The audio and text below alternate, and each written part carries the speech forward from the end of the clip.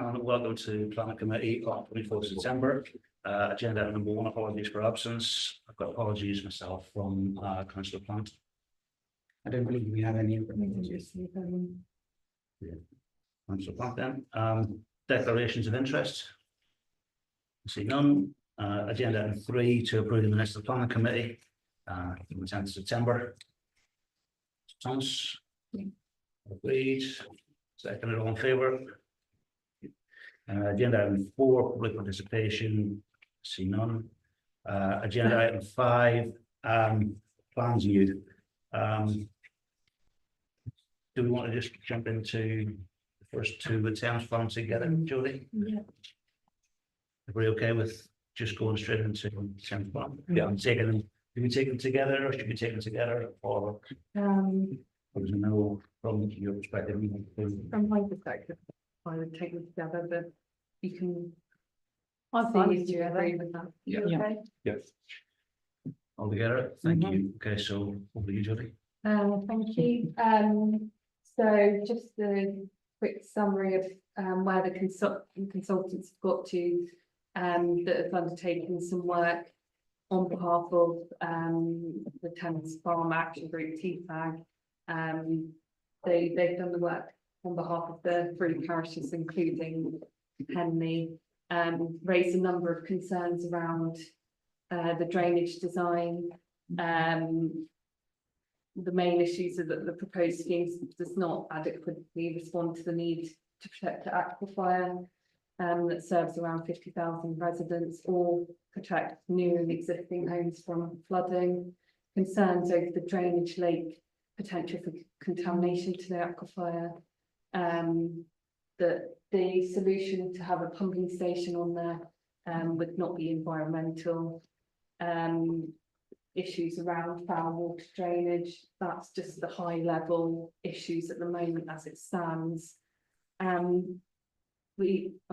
got a meeting scheduled with the chair and deputy chair on the 30th with TFAG and the other parishes to go through a coordinated response to these applications and to look at potential conditions if it was approved. So if you're happy to delegate the response to me in line with those discussions and the concerns we've raised previously, then I would consider that to be the best approach. We haven't got enough information around the EA haven't responded yet, and there's ongoing concern from Thames Water around water drainage and resolving those issues. Brilliant. Thank you very much.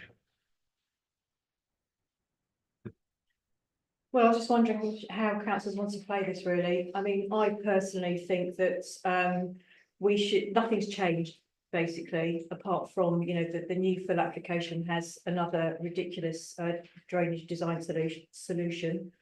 I think I'm going to move to refuse both of them on all of the grounds discussed in previous, discussions about this and responses about this. But I think from going with the planning officer's advice, we have that meeting with TFAG and the parishes on Monday, and then we delegate Jodie to submit a well-rounded response in suitable planning speak. And with all of the concerns condensed in a really foolproof way, and then that can be circulated perhaps just to the chair and myself, or to all of you for a final say-so. Councillor Hunt. I agree completely with what Councillor Thomas has just said, and I think the list of reasons we could object that Jodie brought up is extensive. I think it's a very sensible way forward, I'm happy to say. Okay. Anybody else care to comment? The only thing I'll add is that this is being done across all 3 parishes, and I think if we're unanimous here, I think it gives a strong background remit to those 3 parishes to work on about. That's what I mean. We have a proposal to reject on the grounds that we're going to meet, we're going to defer to Jodie. And we're going to take the response from there. Good, seconded, all in favour? And second one, P24 S2583, full application for Trinity Parish Hall. Thank you. So yeah, there's been concern from a number of residents on this proposal. It's for the refurbishment of the hall and the new side extension, with glass link with a rear building as well. The concerns are mainly from those residents along Hartson Road, mostly complaining about the impact on traffic and highways impact from this development. They have concerns over the proposal for 3 parking spaces for such a big facility. Also concerns over noise and disturbance, character of the area, the concerns over cladding in the conservation area and the hours of use. The highways officer has no objection in terms of the amount of parking and the impact on highways. They have a couple of conditions in terms of providing a new access onto Hartson Road and closing off the existing access. Environmental protection being consulted, but they haven't responded yet. So I can feed into what you want to say. Councillor Dodds. Well, I read 17 objections and mostly from Harpston Road and they're absolutely what you say. Is there no planning restrictions? A facility like this has to have X number of parking spaces. There is parking standards, but highways is the consultee on that, and they would be the one, they have no objection. That's extraordinary. That is extraordinary. I would suggest rejection on these grounds. I think the building looks quite fine line, even with the quartet. But I'm not.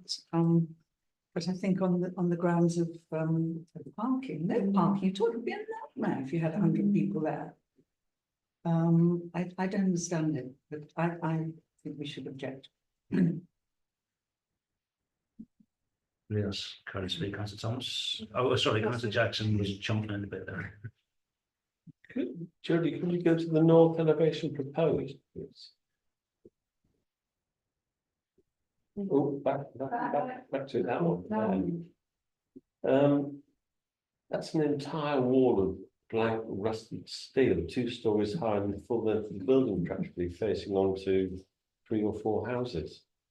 I don't see how at all that's neighbourly or in keeping or appropriate. It probably contributes to increased sense of enclosure because the sun's coming over that roof, which is already 300 millimetres high now. Sunlight, daylight, there's all sorts of things. Because of that bit for me, this is a sort of arts and crafts reference building. It's got a container bolted onto the side of it.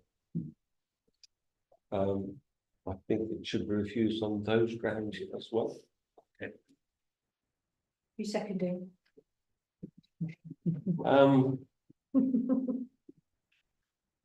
Yeah. Okay, so we have a proposal and a second. It's a different proposal only in the sense that my reservation about the parking is it operates now with people turning up to various clubs and activities and concerts. So is there an increased capacity? So that's. Is this a seconding of that one, or is this a new proposal? It's a new proposal for refusal on different grounds. Councillor Thomas. This is a difficult one to unpack, isn't it? I really want to support community facilities first and foremost. I think we would all agree with that. Yeah. But I do think that I agree with many of the residents who I mean, I've read every single response on them on the portal. I'm surprised that they're not here actually. Both the applicants and some of the residents. I'm surprised they're not here this evening. But There are other community facilities dotted around Henley which are similar to this, and some of them don't have parking. And I'm wondering if the community or the applicants even would benefit from going and viewing them and seeing how they deal with their parking. I mean, for instance, the Salisbury Centre on the Queen Street, that is a big venue which can take a lot of people, and it doesn't have any parking at all. So it obviously can work, and I understand where highways are coming from, because as we've seen with town centre developments, when it comes to converting from commercial to residential, they're always approving them because they say it's a sustainable location. There's bus links, there's railway, there's, you know, you can go cycling, you can walk.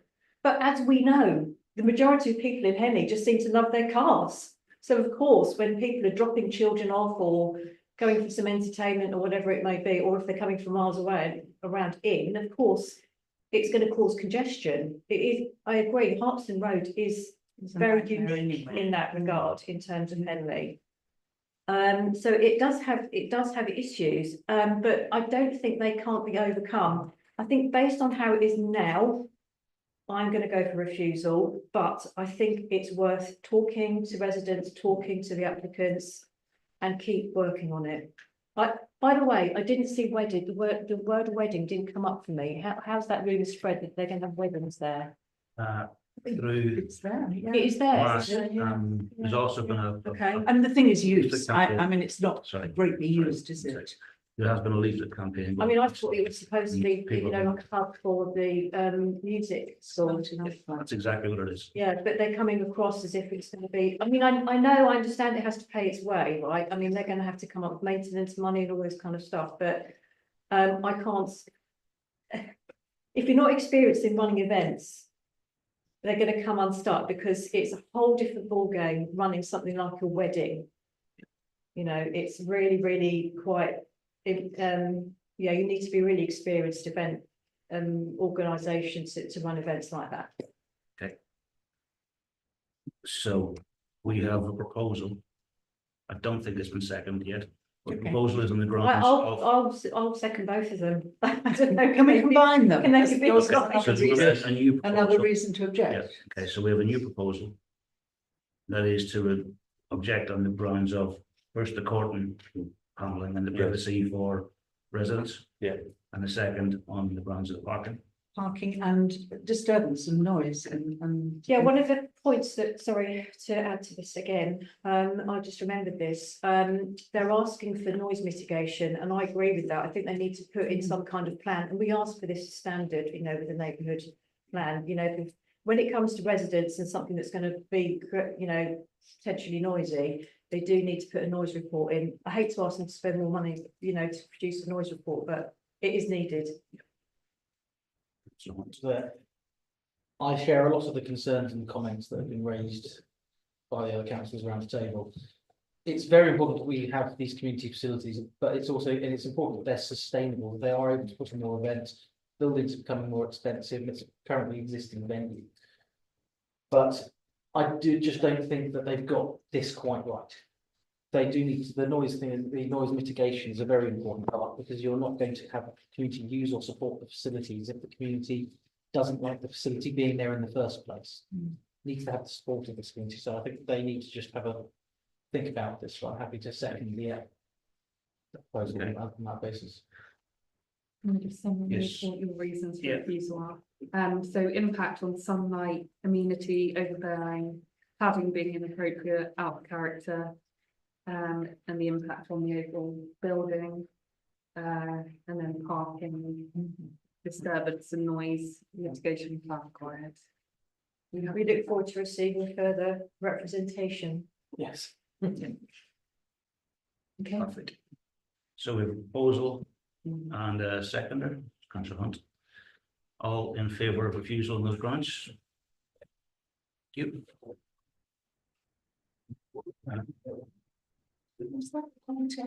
Agenda item number 6. Do we want to call anything in?